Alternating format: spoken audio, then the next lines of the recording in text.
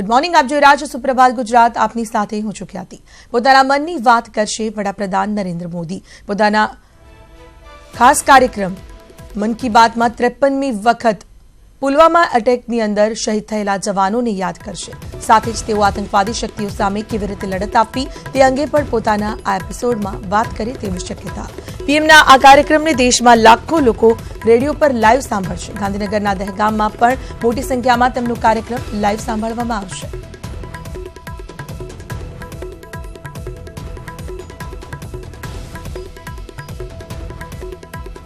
તો વડાપ્રધાન નરેન્દ્ર મોદી આજે ઉત્તર પ્રદેશના પ્રયાગરાજમાં કુંભના મેળામાં આસ્થાની ડૂબકી લગાવશે. વડાપ્રધાનના આગમનને લઈને અહીં તમામ તૈયારીઓ આટોપી લેવાઈ છે.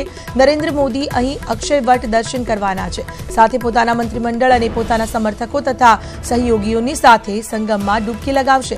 સાથે જ અહીં પુરોહિતો તેમજ વૈદિક મંત્રોચ્ચાર સાથે ત્રિવેણીની પૂજા પણ કરાવશે. વડાપ્રધાન જે સંગમ સ્થળ પર આસ્થાની ડૂબકી લગાવવાના છે ત્યાં વિશેષ પંડાલ અને ખાસ રૂમની વ્યવસ્થા કરવામાં આવી છે.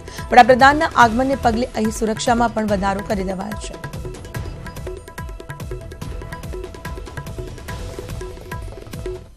અને હવે વાત કરીએ એક્શનમાં આવેલા ઇન્ડિયાની.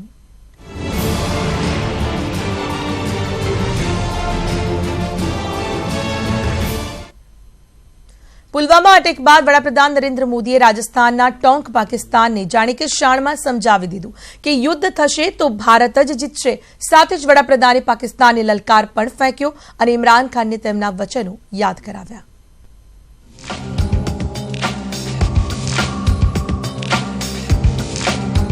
हमारी लड़ाई आतंकवाद के खिलाफ है, मानवता के दुश्मनों के खिलाफ है. हमारी लड़ाई कश्मीर के लिए है, कश्मीर के खिलाफ नहीं है. कश्मीरियों के खिलाफ नहीं है. જ્યારે રાજસ્થાનના ટોંકમાં રેલીને સંબોધતા મોદીએ કહ્યું કે તેમની લડાઈ કાશ્મીર માટે છે, કાશ્મીરીઓ સામે નહીં. નરેન્દ્ર મોદીનું આ ભાષણ સાંભળીને જ કાશ્મીરના પૂર્વ મુખ્યમંત્રી ઓમર અબ્દુલ્લાએ ટ્વીટ કર્યું અને મોદીના વખાણ કર્યા. ઓમર અબ્દુલ્લાએ તેમના ટ્વીટમાં કહ્યું કે આભાર નરેન્દ્ર સાહેબ, આજે આપે અમારા દિલની વાત કરી. આ સાથે નરેન્દ્ર મોદીએ રાજસ્થાનથી પાકિસ્તાન અને આતંકવાદને લલકાર પણ ફેંક્યો. મોદીએ કહ્યું એક હુમલાનો હિસાબ લેવાશે. सीमा पार डटे सैनिकों पर, मोदी सरकार पर और मां भवानी के आशीर्वाद पर भरोसा रखिए. इस बार सबका हिसाब होगा, हिसाब पूरा होगा. સાથે જ નરેન્દ્ર મોદીએ પાકિસ્તાનના વડાપ્રધાન ઇમરાન ખાનને પણ પોતાનું વચન યાદ કરાવ્યું. उन्होंने मुझे एक बार और भी बताई थी कि मोदी जी, मैं पठान का बच्चा हूं, मैं सच्चा बोलता हूं, सच्चा करता हूं. आज पाकिस्तान के प्रधानमंत्री की इन शब्दों को कसौटी पर कसने की जरूरत है. मैं देखता हूं वो अपने शब्दों पर खड़े उतरते हैं कि नहीं उतरते. વડાપ્રધાને પાકિસ્તાનને શાનમાં પણ સંકેત આપ્યા કે અત્યાર સુધીનો ઇતિહાસ છે કે ભારત પાકિસ્તાનની લડાઈમાં હંમેશા ભારતની જીત થઈ છે અને આ ઇતિહાસ કાયમ રહેશે. और मैंने उनसे कहा था, बहुत लड़ लिया हिंदुस्तान पाकिस्तान ने, पाकिस्तान ने कुछ नहीं पाया. हर लड़ाई हमारे वीर जीत चुके हैं और ये सिलसिला आगे भी जारी रहेगा.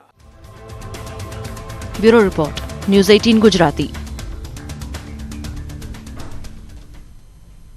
અર્ધસૈનિક દળોના જવાનોને સરકારે આપી છે મોટી ભેટ. અર્ધસૈનિક દળોના જવાનોના ભથ્થામાં સરકારે કર્યો છે વધારો. કાશ્મીર અને નક્સલ વિસ્તારોમાં ફરજ બજાવતા જવાનોને આ વધારાનો લાભ મળશે. 10 જિલ્લાઓ અને નક્સલ પ્રભાવિત 8 જિલ્લાઓમાં ફરજ બજાવતા જવાનોને આ લાભ મળશે. આ વિસ્તારોમાં ફરજ બજાવતા જવાનોના ભથ્થામાં 30% વધારો કરવામાં આવ્યો છે. પુલવામા થયેલા આતંકી હુમલા બાદ જવાનોનું નૈતિક મનોબળ વધારવાના ઉદ્દેશથી આ વધારો કરાયો છે.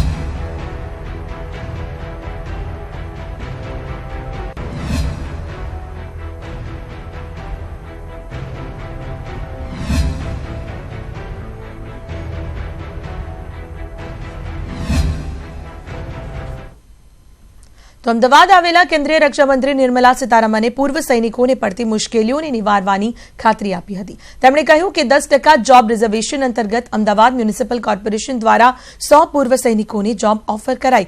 જમીનવાળા મુદ્દામાં પણ 70% પૂર્વ સૈનિકોને લાભ અપાયા. પીપીઓ સંબંધિત મુદ્દામાં સુઓ મોટો કરું છું અને કેન્દ્રમાંથી ટીમ મોકલીશ, જે જગ્યાએ રહેનારા પૂર્વ સૈનિકોને મળશે. સાથે તેમણે એમ પણ કહ્યું કે પીપીઓ સંબંધિત કોઈ પ્રોબ્લેમ ન થવો જોઈએ. ટીમ જે રિપોર્ટ કરશે ત્યારબાદ હું એક્શન લઈશ. આ ઉપરાંત તેમણે કહ્યું કે ટેક્સમાં રાહત આપવામાં આવે. જ્યારે પીએમ સીએમ હતા ત્યારે અમલ શરૂ થયો હતો. 70% સૈનિકોને ગુજરાતમાં મળી જાય છે. 1965માં યુદ્ધના એક જવાનને જમીન ન મળી હોવાનું સાંભળીને મને આંચકો લાગ્યો. પીપીઓ ન મળવા મામલે અને પત્નીનું નામ તેમાં ન હોવા મામલે મેં 3 વખત વાત કરી છે, તેમ સીતારમણે જણાવ્યું. रिजर्वेशन का विषय में अहमदाबाद म्युनिसिपल कॉर्पोरेशन में 100 के करीब जॉब्स दिए हैं सैनिक पूर्व सैनिकों को, फिर भी कमियां रह सकते हैं. और ये जमीन का विषय जब आता है, गुजरात सरकार के द्वारा जो जमीन दिया जाता है सेवानिवृत्त सैनिकों के लिए, उसमें 70% तक दिया गया है. और वो भी मानते हैं कि अब 30% तक शायद अब तक पहुंचा नहीं. સુરતના માંડવીમાં હિન્દુ સંગઠનો દ્વારા પાકિસ્તાનનો અનોખો વિરોધ નોંધાવાયો. પાકિસ્તાન ધ્વજને રોડ પર પેઇન્ટિંગ કરી બૂટ ચંપલો વરસાવ્યા. લોકોએ પાકિસ્તાન મુર્દાબાદના નારા લગાવી ભારે નારેબાજી કરી. મોટી સંખ્યામાં વિહિપ, બજરંગ દળ અને સ્થાનિકો હાજર રહી શહીદોને શ્રદ્ધાંજલિ આપી.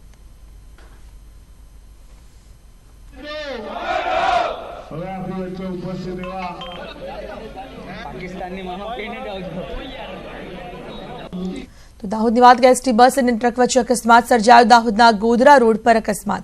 રસ્તા પર ઉભેલી ટ્રક સાથે અથડાઈ બસ. અકસ્માતમાં મુસાફરો ઇજાગ્રસ્ત થયા છે.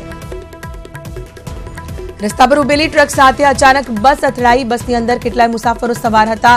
તમામ મુસાફરોને ઈજા પહોંચી છે. અકસ્માતમાં મુસાફરો ઇજાગ્રસ્ત થતા તેમને હોસ્પિટલ ખાતે ખસેડવામાં આવ્યા છે. આ દ્રશ્યો મેં આપને બતાવીએ. એસટી બસ અને ટ્રક વચ્ચે થયો ગમખ્વાર અકસ્માત.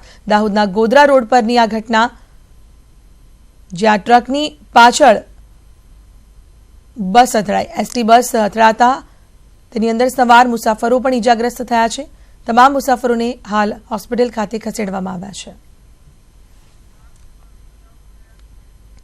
અરવલ્લીના શામળાજી અણસોલ પાસે ટ્રકમાંથી વિદેશી દારૂ ઝડપાયો. પશુ આહારની આડમાં ઘુસાડાતો દારૂ પોલીસે ઝડપી પાડ્યો. પોલીસે 2 આરોપી સાથે 14 લાખનો દારૂ જપ્ત કર્યો છે. ટ્રક સહિત 24 લાખનો મુદ્દામાલ કબજે કરવામાં આવ્યો છે.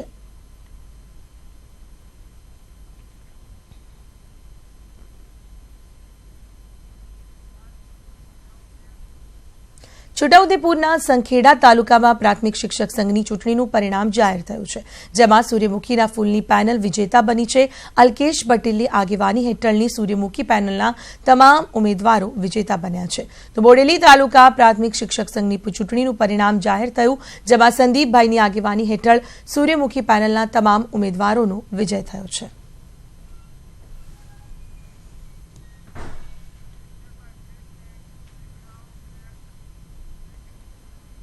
Welcome back. લોકસભા ચૂંટણી પહેલા અલ્પેશ ઠાકોર સામે મોરચેબંધી શરૂ થઈ ગઈ છે. ઠાકોર સેનામાં તડા પડ્યા બાદ રમેશજી ઠાકોરે રોયલ સેનાની રચના કરી, તો પાટણમાં ટિકિટને લઈને શરૂ થઈ ગઈ ટકટક.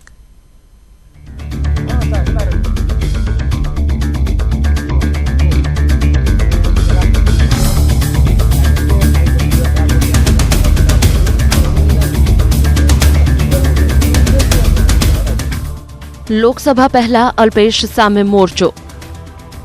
ઠાકોર વર્સિસ ઠાકોર. ઘરમાં પણ વિરોધના એંધાણ.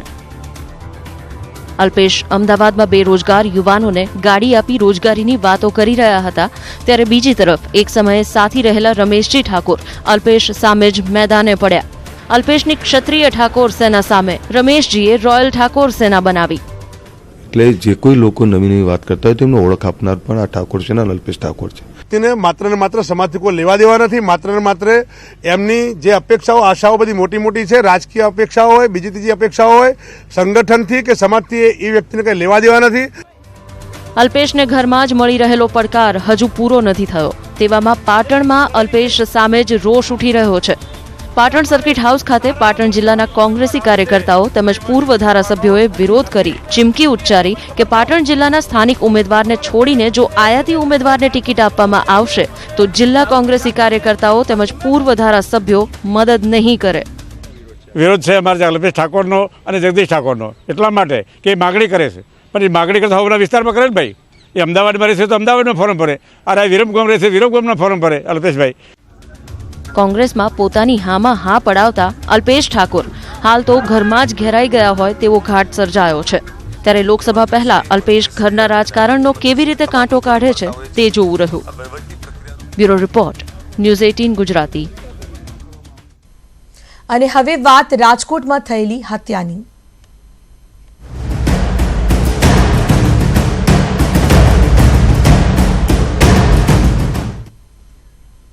રાજકોટ શહેરમાં ગુનાખોરીનું પ્રમાણ દિવસે ને દિવસે વધી રહ્યું છે. છેલ્લા 36 કલાકમાં હત્યાની બીજી ઘટનાએ રાજકોટ પોલીસને દોડતી કરી છે. જોકે રવિરત્ન પાર્ક વિસ્તારમાં થયેલી હત્યાના કેસને પોલીસે ગણતરીના કલાકોમાં ઉકેલી નાખ્યો.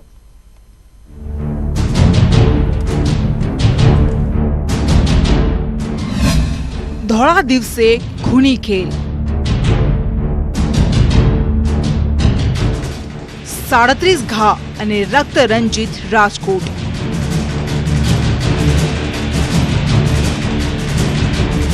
રાજકોટના રવિરત્ન પાર્ક વિસ્તારમાં ધોળા દિવસે ખૂની ખેલ ખેલાયો, જેમાં એક શખ્સ સરા જાહેર 60 સેકન્ડમાં જ હત્યાને અંજામ આપીને ફરાર થઈ ગયો.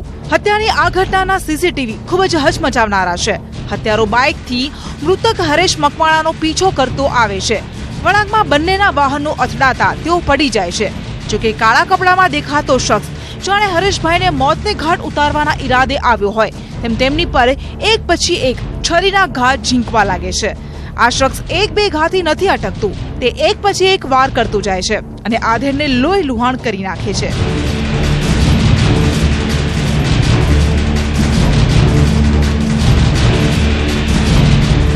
આ શખ્સ જાણે કે યમ બનીને આવ્યો હોય તેમ તેણે આધેડને 60 સેકન્ડમાં છરીના 37 ઘા મારી દીધા.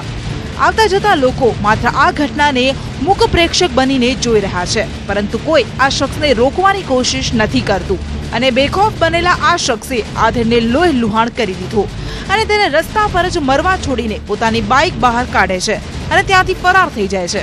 હરેશ મકવાણાને સિવિલ હોસ્પિટલમાં દાખલ તો કર્યા, પરંતુ સારવાર દરમિયાન તેમનું મોત નીપજ્યું. પોલીસે હત્યારાને ગણતરીના કલાકોમાં જ પકડી પાડ્યો છે.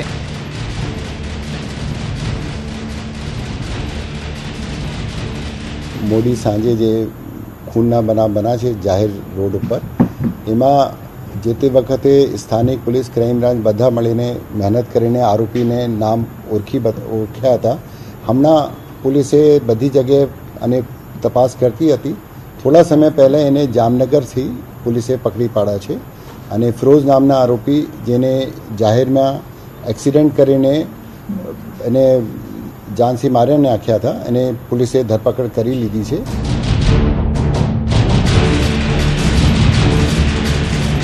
કે રાજકોટમાં છેલ્લા 36 કલાકમાં હત્યાની આ બીજી ઘટના છે. જોકે પોલીસે હત્યારાને પકડી તો પાડ્યો છે, પરંતુ સવાલ એ છે કે ક્યાં સુધી બેખોફ બનેલા અસામાજિક તત્વોથી રાજકોટ આ રીતે રક્તરંજિત થતું રહેશે. અંકિત પોપટ, ન્યૂઝ 18 ગુજરાતી, રાજકોટ.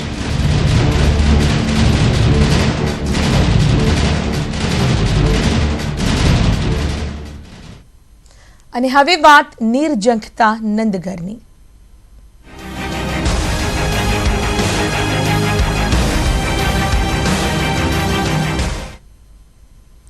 હવે વાત કરીએ છોટાઉદેપુરની કે જ્યાં નાની ટોકરી ગામમાં લાખોના ખર્ચે તંત્રે નંદઘર નામે આંગણવાડીનું નિર્માણ તો કરાવ્યું, પરંતુ અહીં પ્રાથમિક જરૂરિયાત એવા પીવાના પાણીની વ્યવસ્થા જ કરવાનું ચૂકી ગયું.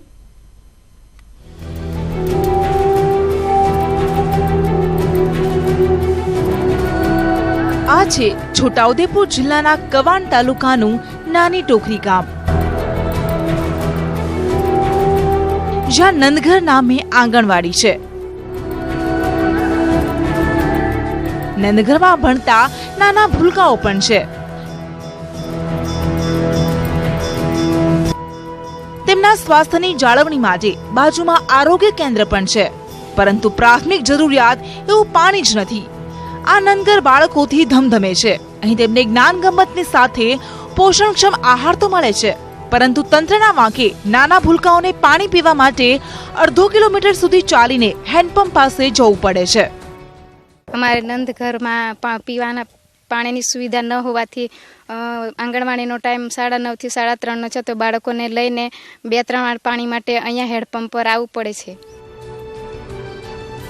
તંત્રે મનરેગા યોજના હેઠળ ₹6 લાખના ખર્ચે ગામમાં આ નનઘર તો બનાવી દીધું, પરંતુ તેમાં બાળકો માટે પાણી પીવાની કોઈ વ્યવસ્થા નથી. ત્યારે ગ્રામજનો અહીં પાણીની વ્યવસ્થા કરવા માટે સરકારને અપીલ કરી રહ્યા છે. આખા તાલુકાની અંદર મોડલ નંદઘર બનાવેલું છે, અડીને આરોગ્ય કેન્દ્ર પણ બનાવ્યું, બંને સરસ છે, પણ સરકારશ્રીને ધ્યાનમાં નહીં આવ્યું કે કેવી રીતે પણ ખાલી પાણીની સુવિધા બાકી રહી ગયેલી છે. ગરમીના દિવસોમાં છોકરાને બાળકોને નાના બાળકોને ભૂલકાઓને પગમાં ફૂલી પડે એવી પરિસ્થિતિ છે, તો આ પાણીની સુવિધા સરકારે કરી આપતી હોય આ બાલવાડીને તો વધુ સારું. તમામ તપાસ બાદ ન્યૂઝ 18 ગુજરાતીની ટીમ તાલુકા વિકાસ અધિકારી પાસે પહોંચી, ત્યારે અધિકારીઓએ ખાતરી આપતા કહ્યું કે ટૂંક સમયમાં આંગણવાડીમાં બોરની વ્યવસ્થા કરી દેવાશે. નાની ટોકરી ગામે આંગણવાડીમાં પીવાના પાણીના પ્રશ્નની રજૂઆત અત્રે મળેલી છે અત્યારે જ, તો અમે તાલુકા પંચાયત તરફથી આગામી ટૂંક સમયમાં જ આ બોર મોટરનું આયોજન કરીને ત્યાં પાણી પૂરું પાડીશું, જેથી નાના બાળકોને પાણી માટે દૂર સુધી જવું ના પડે અને ત્યાં આંગણવાડીમાં જ પાણીની સગવડ સારી અમને ઉપલબ્ધ થઈ જશે.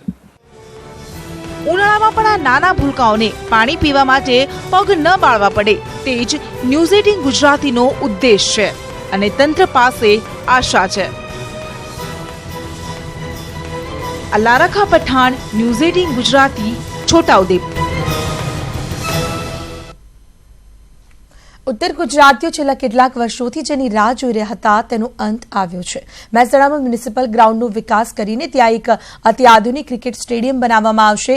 9 કરોડના ખર્ચે તૈયાર થનારા આ ગ્રાઉન્ડમાં તમામ સુવિધા હશે. આ સ્ટેડિયમ માટે 5 કરોડ રૂપિયા રાજ્ય સરકારની ગ્રાન્ટમાંથી લેવામાં આવશે તથા બાકીના 4 કરોડ રૂપિયા 14મા નાણાં પંચમાંથી લેવાશે.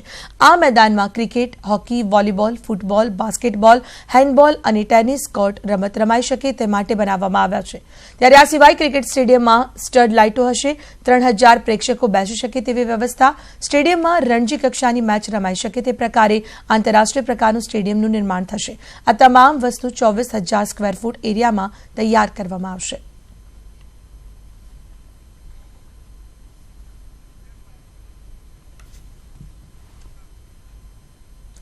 બુલેટિનમાં અત્યારે બસ આટલું. વધુ સમાચારની અપડેટ માટે જોડાયેલા રહો ન્યૂઝ 18 ગુજરાતી સાથે. આ ઉપરાંત લોગ ઓન કરી શકો છો www.news18gujarati.com.